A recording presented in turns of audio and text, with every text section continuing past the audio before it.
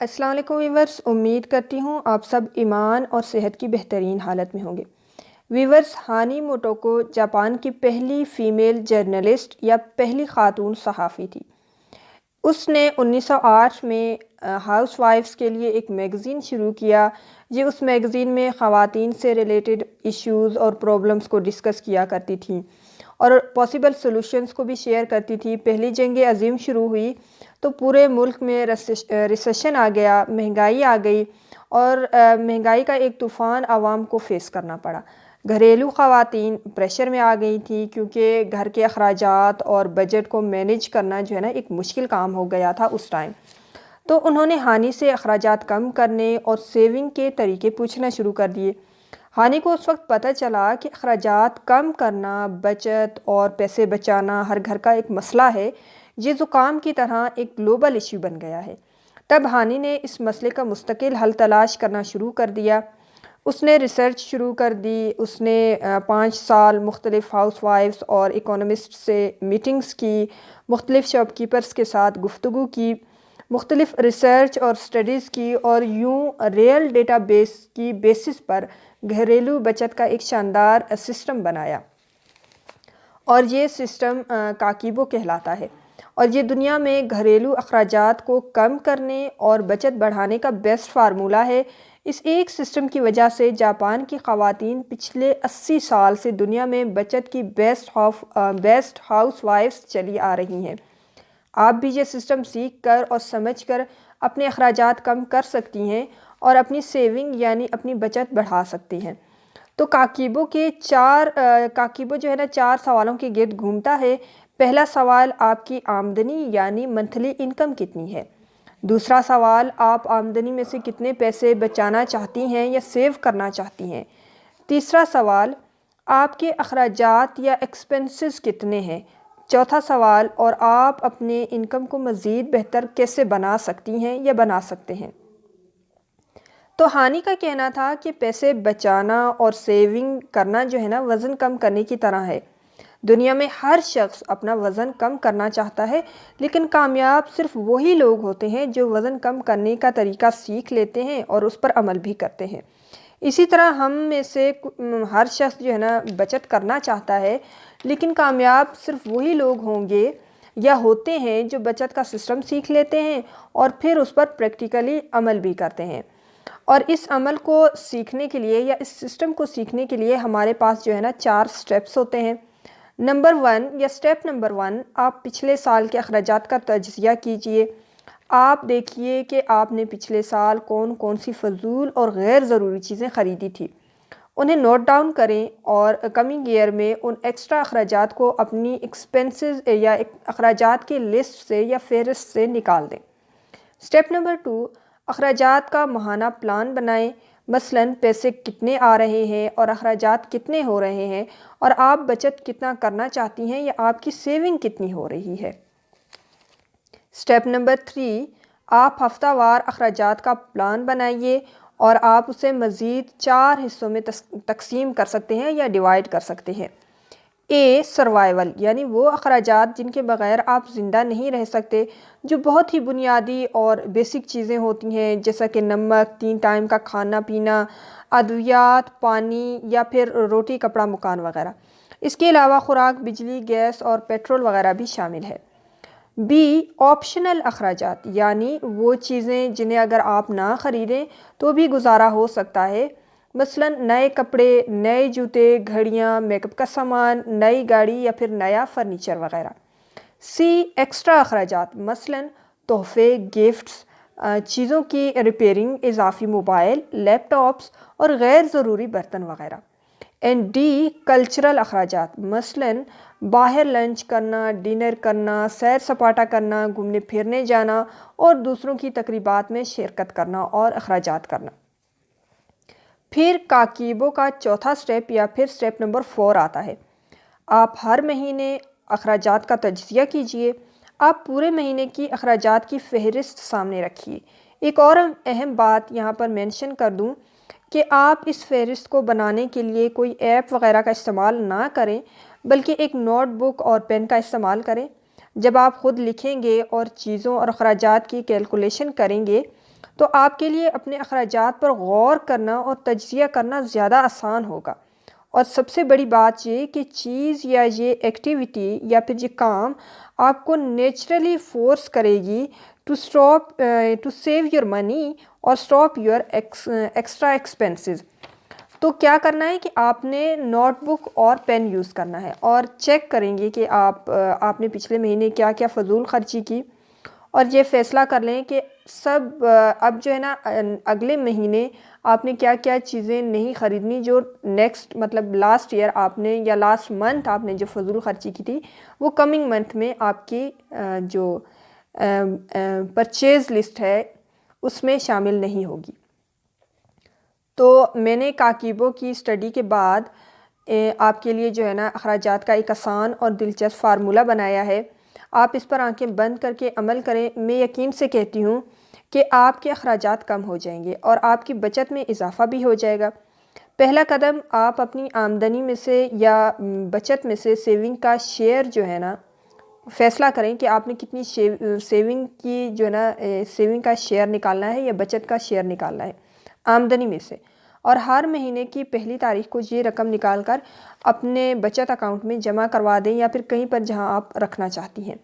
دنیا کے 99.99% لوگ پہلے اخراجات کرتے ہیں اور اس میں سے بچ جانے والی رقم کو بچت سمجھتے ہیں۔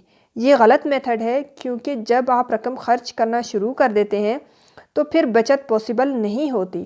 لہٰذا عقل مندی یہی ہے کہ آپ اپنے مہینے کا آغاز بچت سے کیا کریں، اخراجات سے نہیں۔ آپ سب سے پہلے اپنی انکم میں سے سیونگ کو نکالیں، سیونگ کو علیحدہ کریں اور پھر بچ جانے والی رقم کو خرچ کیا کریں، بجائے اس کے کہ آپ پہلے خرچ کر لیں اور بچ جانے والی رقم کو سیونگ سمجھیں۔ تو فارمولہ یا ٹپ کیا ہے کہ بچت پہلے اور اخراجات بعد میں، کیونکہ اس طرح آپ آرام سے ایک اسپیسیفک اماؤنٹ ہر منتھ سیو کر سکیں گے، اور اگر آپ پہلے اخراجات کریں گی تو آپ آٹومیٹکلی غیر ضروری اشیاء پر بھی خرچ کرنے لگ جائیں گی۔ لیکن اگر آپ پہلے سیونگ کی رقم کو نکال لیں گی تو آپ کے مائنڈ میں یہ چیز ہوگی کہ میرے پاس ایک لیمیٹڈ اماؤنٹ ہے جس کو میں نے صرف ضروری اور بنیادی اشیاء پر خرچ کرنا ہے۔ اس طرح آپ غیر ضروری اخراجات سے بھی بچ جائیں گی، بچت بھی ہو جائے گی اور سیونگ کی رقم بھی نکل جائے گی۔ دوسرا قدم، اگر آپ کے گھر میں اسٹور یا کباڑ خانہ ہے تو آپ آج سے اسے ختم کر دیں۔ تو اب آپ سوچیں گے کہ اگر اسٹور کو ختم کر دیں تو گھر کے پرانی چیزیں کہاں رکھیں گے ہم؟ دیکھیں، عموماً گھروں کے اسٹورز پر پرانا فرنیچر اور وہ اشیاء رکھی جاتی ہیں جو موسٹلی استعمال میں نہیں ہوتی، اور یہ سالوں ان اسٹورز میں پڑی رہتی ہیں، اور گھر کا ایک کمرہ یا گھر کی ایک جگہ فالتو میں آکوپائیڈ ہوتی ہے یا پھر وہ جو ہے نا فالتو میں ضائع ہو رہی ہوتی ہے۔ تو آپ اسٹور کے اس سامان کو ایک مناسب قیمت میں بیچ دیں، اور جو رقم وصول ہوگی اس سامان کی فروخت کے بعد جو رقم وصول ہوگی اس رقم سے کوئی اور اہم چیز یا ضرورت کی چیز خرید لیں۔ دوسری بات، آپ کے گھر میں جو روم ہے یا کمرے کی جو بچت ہو جائے گی جس کو آپ کسی بھی کام کے لیے استعمال کر سکتی ہیں، جیسا کہ گھر کی خواتین اگر انٹرسٹڈ ہیں اور ٹائم بھی ہے تو ایک چھوٹا سا پارلر کھول لیں یا چھوٹا سا ٹیوشن سینٹر کھول لیں، اسٹوڈیو یا پھر لائبریری کھول لیں، کچھ بھی ایسا جس میں آپ کو دلچسپی ہو اور آپ کی آمدنی میں اضافہ بھی ہو اور آپ کے پاس وقت بھی ہو، تو آپ اس کمرے کو اس کام کے لیے یوز کر سکتی ہیں۔ تو آپ اس کمرے کو استعمال کر کے اپنی انکم میں اضافہ کر سکتی ہیں۔ تو اسٹور کو ختم کر کے اپنے گھر میں اسپیس بنائیں اور اپنے دماغ کے بوجھ کو بھی کم کریں۔ ایک دلچسپ بات وہ یہ کہ جاپان اور یورپ میں لوگ گھروں میں اسٹورز نہیں بناتے، یہ پرانی چیزیں بیچ دیتے ہیں یا پھر انہیں غریب لوگوں میں تقسیم کر دیتے ہیں۔ ایک اور ٹپ بتاؤں کہ نئی چیزوں کا استعمال ایک لمیٹڈ یا فکس عرصے تک کریں اور اس کے بعد ان چیزوں کو بیچ کر یا غریبوں میں تقسیم کرنے کے بعد نیو چیزیں خریدیں۔ ہمارے ہاں عموماً ایسا نہیں ہوتا کہ ہم چیزوں کو پاگلوں کی طرح خرید رہے ہوتے ہیں، اور اس سے بھی بڑے دکھ اور افسوس کی بات یہ ہوتی ہے کہ ہم ان چیزوں کو سنبھال کر رکھتے ہیں، ان کا استعمال ہی نہیں کرتے، اور پھر وقت اور عمر دونوں گزر جاتے ہیں اور چیزیں ویسے کے ویسے ہی نہیں رہتی ہیں۔ تو اپنی چیزوں کو استعمال کریں، کیونکہ جو رب آپ کو آج دے رہا ہے وہ کل بھی دے گا، اور کچھ عرصے کے بعد جب وہ چیزیں پرانی ہو جائیں تو ان کو بیچ کر ان کی جگہ پر اپ ڈیٹڈ چیزیں لے آئیں۔ تیسرا قدم، خریداری کو 3 حصوں میں ڈیوائیڈ کر دیں یا تقسیم کر دیں۔